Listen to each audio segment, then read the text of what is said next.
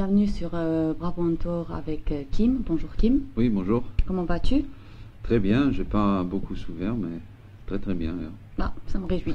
Passons directement à l'étape du jour avec Kim.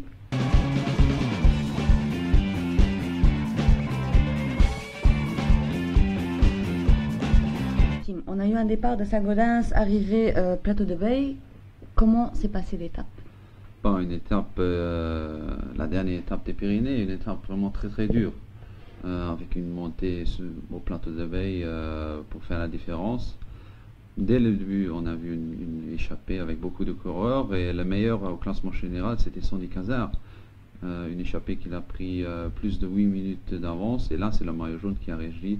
Maillot jaune avec Thomas Vuclair, l'équipe Europcar.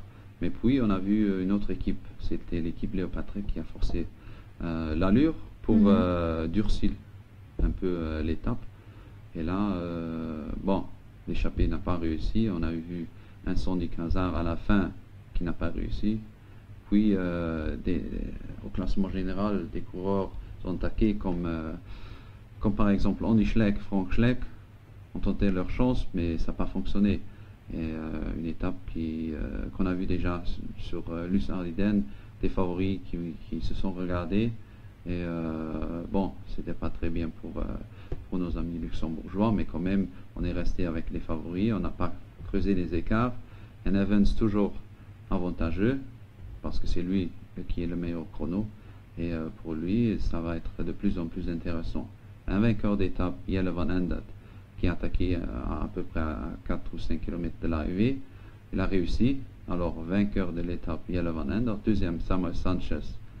C'était à l'envers. Premier, Samuel Sanchez sur Luz-Ardiden, et c'était lui deuxième. Alors, deux coureurs qui sont vraiment très très forts dans les finales. Jelle van Endert qui a attaqué sur un endroit vraiment important et pour ça aussi il a réussi de gagner.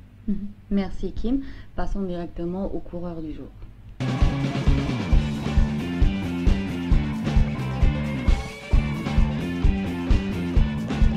Le coureur du jour. Bon, le coureur du jour est le vainqueur. Le vainqueur, il vient de Belgique, Jelle van Endert, et en plus il a maintenant conservé le maillot du meilleur grimpeur. Pour moi, le coureur du jour. Bravo à lui encore. Bravo. Et passons directement aux questions des internautes.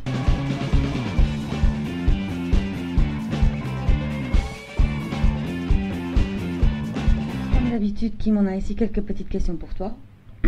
La première vient de Chang et il demande pourquoi les favoris n'ont-ils pas attaqué aujourd'hui. Bon, les favoris ont attaqué, mais ils ont pas réussi à lâcher les autres. On a vu un Andy Schleck très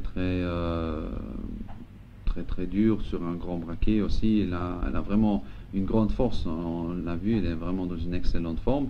Mais c'est pas assez pour distancer les autres. Un Kendall Evans qui est toujours très très fort. Contador qui l'a dit, de jour en jour il va mieux. Il va tenter sa chance dans les Alpes. Un Frank Schleck qui était un peu juste. Il était presque lâché, mais il a réussi à tenir les roues. Bon, les favoris, deux favoris ont essayé, les autres sont suivis. Aussi parce que Andy et Frank ont encore besoin de quelques secondes avant le contre-la-montre l'avant-dernier jour, et les autres, dès maintenant, ils sont contents de suivre et ils n'ont pas perdu du temps. Alors, quand même, des favoris qu'ils ont attaqués, mais pas les favoris sont bien au chrono. Merci Kim. Une deuxième question de la part de Christiane qui demande d'après toi combien de minutes d'avance doivent avoir Andy et Frank pour remporter le tour. Bon, si le classement général reste comme ça maintenant avant ce chrono, on peut dire que ça va être vraiment très très dur. Andy Schleck maintenant 1 minute 30 avant sur Contador, mais il est presque le même temps que Kendall Evans, alors je ne crois pas qu'il va gagner. Alors il faut attaquer dans les Alpes. Pour Frank, il faut un peu plus parce que c'est lui qu'il est moins fort au chrono des deux frères Schleck. Et il faut encore pour lui, je crois qu'il faut 2 minutes 30 pour rester devant, quoi. D'accord, merci Kim. La dernière question vient de la part de Stéphanie qui demande quels sont les sports que les cyclistes ont le droit de pratiquer et ceux qui n'ont pas, absolument pas le droit de pratiquer. Oui, voilà, on sait bien que les cyclistes ont des contrats et c'est marqué dans les contrats qu'il ne faut pas faire des sports vraiment où on peut faire un grand accident, par exemple des fractures ou aussi du ski. Normalement, il ne faut pas faire. Aussi d'autres sports comme du stock-car ou du rallye en voiture. Normalement, c'est marqué dans les contrats et des sports à risque, quoi. Voilà, des sports à risque. Tout ça, ça part très très bien. Si on se fait mal, on peut perdre toute la préparation et aussi toute l'année, quoi. D'accord, merci Kim pour tes réponses. Et n'oubliez pas que vous pouvez poser vos questions à Kim par Facebook, Twitter ou par SMS.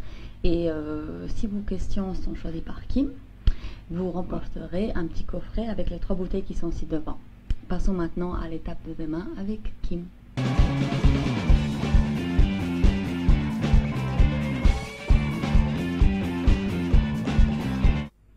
Kim, demain on a un départ de Limoux, arrivée Montpellier. Quelles sont les prévisions?